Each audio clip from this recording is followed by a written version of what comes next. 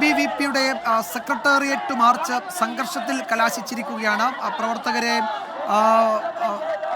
Barricade ഭേദിച്ച് മുന്നോട്ട് നീങ്ങാൻ പ്രവർത്തകർ ശ്രമിച്ചു. പോലീസ് തടഞ്ഞു. ജലപീരങ്കി പ്രയോഗിച്ചിരിക്കുകയാണ് ABVP പ്രവർത്തകരുടെ നേരെ പോലീസ്. ഇപ്പോഴും ബാരിക്കേഡ് ഭേദിച്ച് മുന്നേറാൻ പ്രവർത്തകർ ശ്രമിക്കുന്നുണ്ട്. സംഘർഷാവസ്ഥയാണ് അവിടെ. സലീം മാലിക് വിവരങ്ങൾ നൽകും. സലീമ, ഈ തേവലക്കര സംഭവത്തിന്റെ പശ്ചാത്തലത്തിലാണല്ലോ ABVP-യുടെ മാർച്ച് നടക്കുന്നത്. പ്രവർത്തകർക്ക് മേൽ ജലപീരങ്കി പ്രയോഗിച്ചു.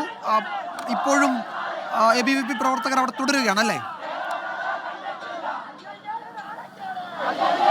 വിജയകുമാർ, വലിയ പ്രതിഷേധം ABVP-യുടെ ഭാഗത്ത് നിന്ന് അതുമായി ബന്ധപ്പെട്ട് ഉണ്ടായിട്ടുണ്ട്. നേരത്തെ തന്നെ ABVP സംസ്ഥാന കമ്മിറ്റി തീരുമാനിച്ച മാർച്ചായിരുന്നു അത്. ആദ്യഘട്ടത്തിൽ കീം എൻട്രൻസ് അട്ടിമറിച്ച മന്ത്രി ആർ ബിന്ദുവിന്റെ രാജിയും ഒപ്പം സർവകലാശാലയിലെ ഭരണസ്തംഭനവുമായിരുന്നു ഈ സമരത്തിന്റെ വിഷയമെങ്കിൽ ഇന്നലെയോടുകൂടി ആ സമരത്തിൽ പൊതുവിദ്യാലയങ്ങളിലെ വിദ്യാർത്ഥികളുടെ സുരക്ഷ ഉറപ്പാക്കുക എന്നൊരു മുദ്രാവാക്യം കൂടി ഉയർത്തിയാണ് ഇപ്പോൾ അവർ ഈ മാർച്ച് നടത്തുന്നത്. ഇന്നലത്തെ സംഭവത്തിന്റെ പശ്ചാത്തലത്തിലാണ് ഈ മാർച്ച് നടത്തുന്നത്. ഇപ്പോൾ രണ്ടാമതും പ്രവർത്തകർ പോലീസ് ജലപീരങ്കി പ്രയോഗിക്കുകയാണ്. ആദ്യഘട്ടത്തിൽ ഒരു തവണ ജലപീരങ്കി പ്രയോഗിച്ചെങ്കിലും പിന്നീട് പോലീസിന്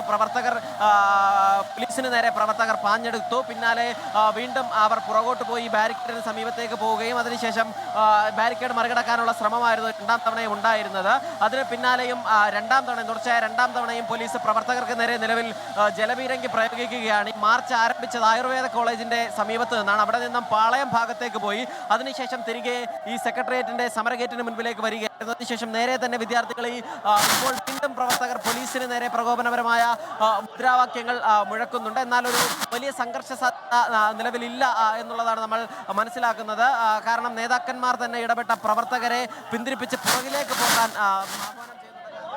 ശരി, സലീം മാലിക്കാണ് വിവരങ്ങൾ നൽകുന്നത്. പ്രവർത്തകർ അവിടെ റോഡിൽ ഇരുന്ന് പ്രതിഷേധിക്കുകയാണ്. മുതിർന്ന നേതാക്കൾ, ABVP-യുടെ തന്നെ നേതാക്കൾ ഇടപെട്ട് വലിയ സംഘർഷത്തിലേക്ക് പോകാതെ നോക്കുന്നുണ്ട് എന്നാണ് ദൃശ്യങ്ങളിൽ നിന്ന് മനസ്സിലാകുന്നത്. സലീം മാലിക്കാണ് വിവരങ്ങൾ നൽകിയത്. അലക്സ് റാം മുഹമ്മദും വിശദാംശങ്ങളുമായി ചേരുന്നുണ്ട്. അലക്സ്, വലിയ സംഘർഷത്തിലേക്ക് പോകാതെ നോക്കുന്നുണ്ട് പ്രവർത്തകരിൽ ഒരു വിഭാഗം തന്നെ എന്ന് തോന്നുന്നു. ദൃശ്യങ്ങളിൽ അങ്ങനെയാണ് കാണുന്നത്. അലക്സ്. വിജയകുമാർ, കടുത്ത പ്രതിഷേധം ഉയർത്തുന്നു ABVP. സെക്രട്ടേറിയറ്റിലെ സമരഗേറ്റിന് മുന്നിൽ സ്ഥാപിച്ച ബാരിക്കേഡ് ഭേദിക്കാനുള്ള ശ്രമം പ്രവർത്തകരുടെ ഭാഗത്തു നിന്നുണ്ടാകുന്നു. പോലീസ് ജലപീരങ്കി പ്രയോഗിക്കുന്നു. തുടർന്ന് പ്രവർത്തകർ സമരഗേറ്റിന് മുന്നിൽ കുത്തിയിരുന്ന് മുദ്രാവാക്യം വിളിക്കുകയാണ്. മന്ത്രി ശിവൻകുട്ടിക്ക് മാപ്പില്ല എന്ന ബാനർ അവർ സെക്രട്ടേറിയറ്റിന് മുന്നിൽ ബാരിക്കേഡ് സ്ഥാപിച്ചെടുത്തെന്ന് ഉയർത്തി കാണിക്കുന്നുണ്ട് പ്രവർത്തകർ എന്നുള്ളതാണ്.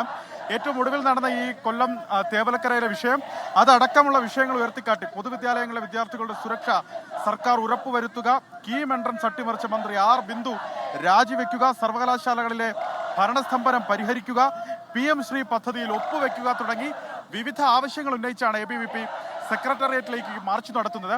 ഏറ്റവും ഒടുവിൽ കൊല്ലം തേവലക്കരയിൽ നടന്ന സംഭവം അവർ ഉയർത്തിക്കാട്ടുന്നു. മന്ത്രി ശിവൻകുട്ടിക്ക് മാപ്പില്ല എന്ന് ABVP പ്രവർത്തകർ ആവർത്തിച്ച് വ്യക്തമാക്കുന്നു. നേരത്തെ പറഞ്ഞതുപോലെ ആയുർവേദ കോളേജ് ജംഗ്ഷനിൽ നിന്നാണ് മാർച്ച് ആരംഭിച്ചത്.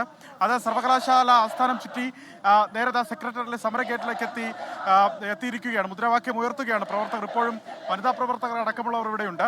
2 തവണ പോലീസ് ജലപീരങ്കി പ്രയോഗിച്ചതിന് പിന്നാലെ പോലീസ് വാഹനത്തിന് നേർക്ക് പാഞ്ഞെടുക്കുന്നതാണ് കണ്ടത്. അതാണ് പ്രവർത്തകർ കുത്തിയിരുന്ന് മുദ്രാവാക്യം വിളിക്കുന്നു. ഇനി ഈ സമരത്തിന്റെ അടുത്ത രൂക്ഷമായ ഭാവം എങ്ങനെയാവും എന്നുള്ള കാര്യം കണ്ടറിയണം. ശരി അലക്സ്, എന്തായാലും ഇപ്പോഴവിടെ പ്രവർത്തകർ അവിടെ കുത്തിയിരുന്ന് പ്രതിഷേധിക്കുകയാണ്. സെക്രട്ടേറിയറ്റിലെ സമര ഗേറ്റിന് മുന്നിലാണ് ABVP-യുടെ മാർച്ച് ഇപ്പോൾ എത്തിയിരിക്കുന്നത്. പോലീസ് തടഞ്ഞു, ജലപീരങ്കി പ്രയോഗിച്ചു. പ്രവർത്തകർ അവിടെ പ്രതിഷേധിക്കുകയാണ്. അലക്സ് റാം മുഹമ്മദും സലീം മാലിക്കുമാണ് വിവരങ്ങൾ നൽകിയത്.